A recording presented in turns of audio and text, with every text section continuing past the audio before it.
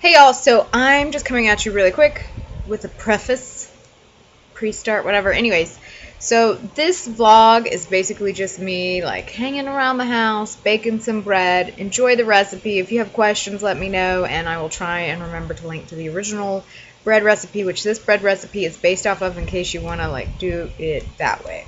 So, yeah, enjoy. Okay, so I am baking bread. So this is my ferment. See all those lovely glutinous strands? So this is what's called a pre-ferment. So you get all that lovely. See all that? That's like all the gluten that developed overnight. It's all lovely and bubbly. I made enough for a couple of batches. This is my croissant bread. I call it the croissant sandwich bread, but that's probably taken by Burger King, so we're going to just call it croissant bread. So it's based off of a recipe by TX Farmer, but I've modified it, so I will put my recipe in the description box below. So I add in about 300 grams of pre-ferment. So all pre-ferment is by weight, equal parts water, equal parts flour, a pinch of yeast, and then cover it with saran wrap or a towel and let it go overnight. Wake up in the morning, it smells delicious, like yeasty bread. I recommend when you're starting out, you use bread dough. That being said, I do with what I got. I live on an island, so I've got unbleached all-purpose flour here that I got from Target, so it's generic. That being said, if you're starting out, I really do highly recommend you use like King Arthur bread flour. It's amazing. It's really good. It is more expensive, but it's really hard to get here sometimes. Some places have it, but like right now, because it's getting close to that, like I feel like it's getting close to what I like to call baking season. It's like out of stock here a lot. So then you're going to add about 400 grams. I like to do like 405 of bread flour. I'm almost out of flour. So you can use all-purpose. That's, again, what I'm using because, again, access to products and ingredients. A higher glutinous flour is definitely going to work better. And I add 405 grams of bread or all-purpose flour. You may have to add more or less depending on your humidity, but you can figure that out later when it gets onto your lovely little stand mixer or your hand. Since I'm making a couple of loaves today, by a couple, I mean several. You're going to add 145 grams of milk. I totally don't like mise en place this thing, but again, I've also made this recipe and sold it at the farmer's market for years. So if you were one of my farmer's market people at the Aberdeen Farmer's Market in South Dakota, this is how I make that bread. Just a quick note here, I had just exercised, I was hot, so yes, I am wearing a sports bra. I really hate this angle, so I'm so sorry. Also, if you're wondering why like I keep looking down and pushing things, it's because I use a scale, and I don't recall if I talk about that or not, but I use a scale and I bake by weight for most everything that I do. It is a personal preference, and again, because I did farmers markets, so it was an accuracy thing, so everything would turn out the same. So yeah, that's it. I use one large egg.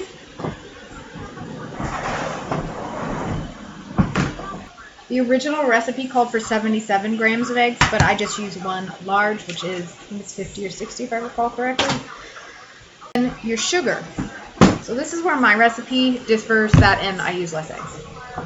It's because I use a lot of liquids in this recipe, which is also the reason I use more flour. I use honey.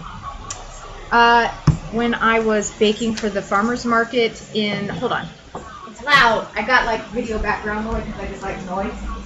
So I use honey. I love to use honey when I bake bread. I feel like it really adds to it. I'm trying to stand back here and not get cut off. I just think it's like an excellent option. To me, it's just super flavorful. You can change it. I used to use orange blossom honey because I had a big 5-pound container when I lived in South Dakota, because I'd go home to Florida and I know some people who are local beekeepers or apiarists, I think it's apiarius. But anyways, they're into apiary, and so sold honey. So I would get really large containers of like all the different varietals. But orange blossom was one of my favorites, and I make amazing orange blossom marshmallows, which, if I remember, I won an Amaretti contest with those marshmallows, and I will link it below. So, because they did a YouTube video that was professional and clearly not this setup. So, there's that. So the honey I'm using today, though, I picked up locally here. It is macadamia nut honey. I bought several different varietals from them. Clearly, it's a big, this is their half-gallon jar. It's 5 pounds, 8 ounces. It is the mac nut honey. I've also used coffee. This is their, I can't say it, but the guy's super nice. They have an adorable baby. And buy their honey. They're real sweet. I think they do sell online, if I recall correctly. So, not sponsored. They don't know I'm doing this, but I like their honey. I think it's good, so I'm telling you all about it. So I use 40 grams of honey. Okay? I don't know equivalents. I really do a lot of my baking by weight. I will use Shmushmexa to translate things if I need her to, or King Arthur has a really great cup to weight for US people guide in terms of like flours and sugars and stuff. So I just know that I find 40 grams to be perfect. I got honey all over it, so I like to try and clean it up. I don't want any moisture or stickiness, no ants, no bugs, no boogers. Right? So, since I am going to make a couple of batches, I'm just going to keep all this stuff. So, lucky. Next, I add 10 grams of salt. Did I get my salt out? I feel like I did. Oh, I did. Look at how prepared I am. It's such a rare occasion. So, 10 grams of salt. Again, I know I'm not doing it like mise en place, but like I've done it this way a long time and a lot. So, I got this. I say that this is not going to turn out.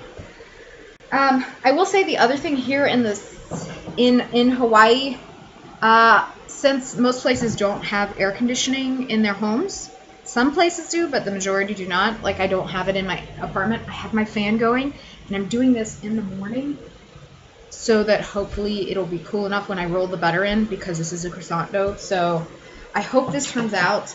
If not, sorry. I am using... I'm trying something different, so I have no idea how this is going to turn out. This is the plant-based butter, which I think is an actual crock to call it that, but it is a plant-based butter with no dairy, so I believe it's vegan. I'm not sure. Someone who's vegan, you'd have to Google that. But I wanted to try it, so it's the one made with olive oil. Usually I use real butter. Just again, because of my weight loss surgery, it's better for me, but they've come out with newer butter alternatives, so I don't know. I figured I'd give it a shot. So I need 41 grams, I believe, of butter, which is a little under a half a stick. Just FYI, if you're looking for like a conversion for that. Alright, now I need to add 7 grams of yeast. So I have some yeast that's already started fermenting and eating at the sugars and stuff in the flour, but need a little more. So, and what I do with this recipe is what I really like to do is I will make it and I will go through that whole process with you. And then I put it in the pan and I roll it in saran wrap and then I freeze it so I can pull out basically prior to the final proof. Basically like right before it's ready. Like basically I freeze it prior to final proof and then I pull it out, proof it, bake bread, and then I'm ready to go. So that was my methodology that I used in terms of how I bake bread. I generally would make 5 to 6 batches. Each batch makes 2 loaves. So I'd make about 12 loaves of bread for that. And then I would also do like my, like an Italian tomato bread, olive bread, just other kinds of breads. So I never really made regular white bread because I found that like other people were doing that, so there was no need for me to do that. So yeah. So that's all there is to it. This is a simple recipe. I'm going to pause you for the cashew because it gets loud and I don't think anyone wants to hear that. So I'm going to try and show you because I'm trying. But as you can see, like the dough is starting to come together. I'm looking for a specific texture. So I might have to add a little bit of flour, it looks like, but we'll see. And then I'll let you know what I ended up doing. I will take some plastic wrap. Just pull it on out. So classy. You can see my dirty dishes in the back. That's how you know I'm real. And not some random fake person with like lots of sets or whatever. I don't know. Probably looks better though. But, you know. I got my dishes soaking. I was making cookies the other day. So I'm just going to take this lovely little dough. It's all come together. It's quite nice. We don't have a lot of glutinous strands developed. So TX Farmer wants you to knead this until you get to the point where you can do the window pane test, which is where you go and go and go and go until you can see through it. That's not this. We're not doing that. I don't do that.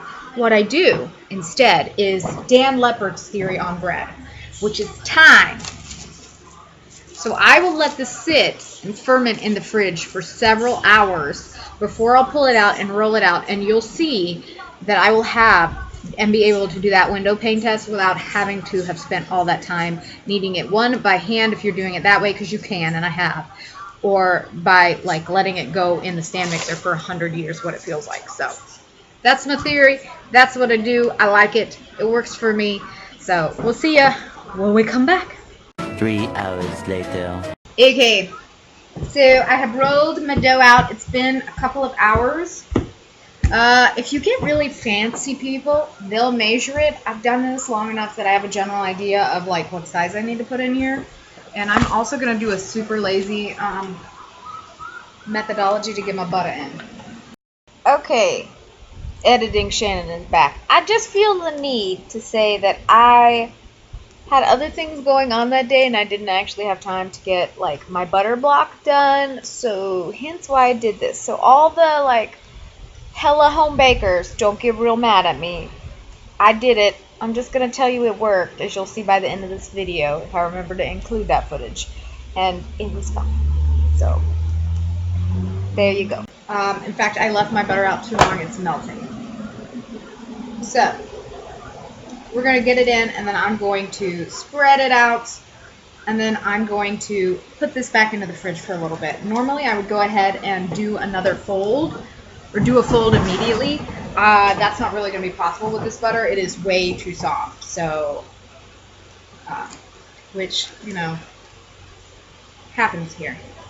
So again, normally I would like pat this out into a block and have it ready to go, but I kind of didn't do that. So we're doing this instead, which will give a similar effect. It's just going to take a little longer to do.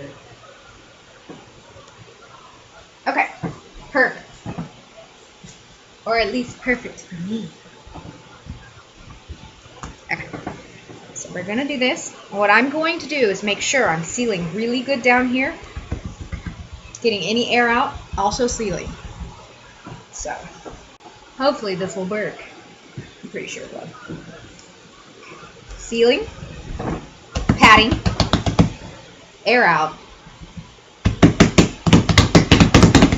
Boom! Ooh, it looks like I've got like weird shadows, which is not really fun.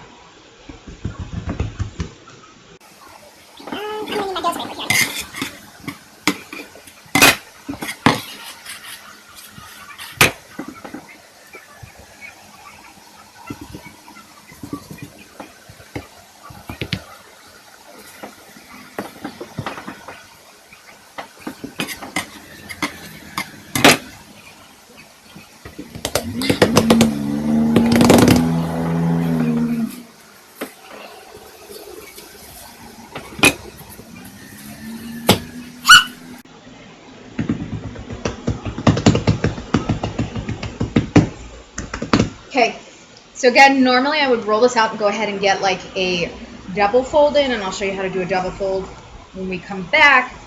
But for now, we're just getting this into the fridge because it just needs to cool down. And I might throw it in the freezer because it really, really does need to like solidify up. And I'm not sure I'm going to get it's not going to be as solid as I need it to be if I don't. See how soft that is? It's just way too soft. And I'm sure, like I said, that has to do with the fact it's like... Alexa, what's the weather right now? Yeah, so it's 85 outside, and I'm indoors, no AC. It's going to be quite humid here. So it's a go back and forth a lot right now.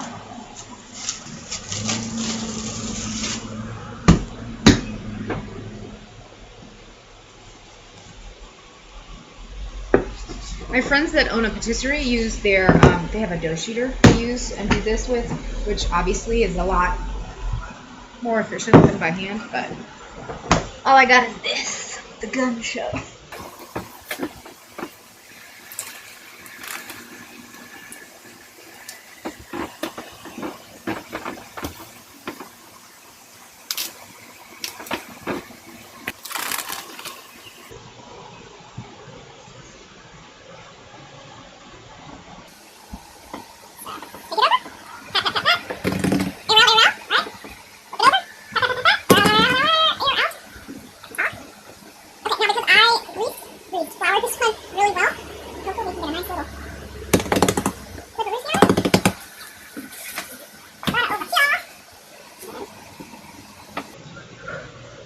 Ooh, it is stuck down here.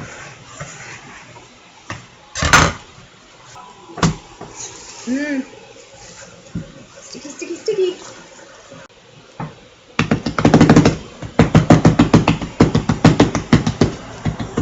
You can't really see it, but I'm like, kind of like when I pat, I'm like slightly dusting it off, so it's not absorbing it. But this is it's a fairly soft dough for croissant style dough. And again, if it's too sticky for you, too much hydration, add more flour in until it's a consistency you're comfortable enough to work with. So I'm going to let you go, and then we'll be back when we got more dough to play with. Okay, so I'm back. I took one of the dough balls, or I guess dough pads, or whatever you want to call it, and I sliced it in half. I tapped the ends. It's quite warm, so I'm going to try and work really fast. I've covered this with plastic wrap. It's already, I can tell you, this dough's already melting. It's quite warm here tonight. So,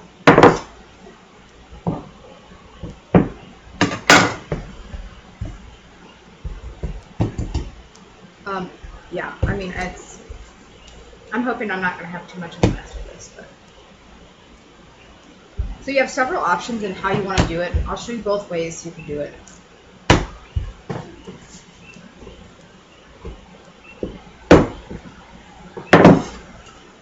You can do a 3-strand braid.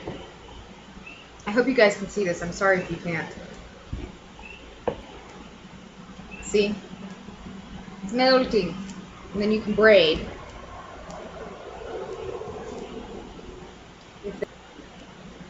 Give your dough some stretch. Just like that. It's really beautiful when you're done. Okay? See? Problem with dough melting.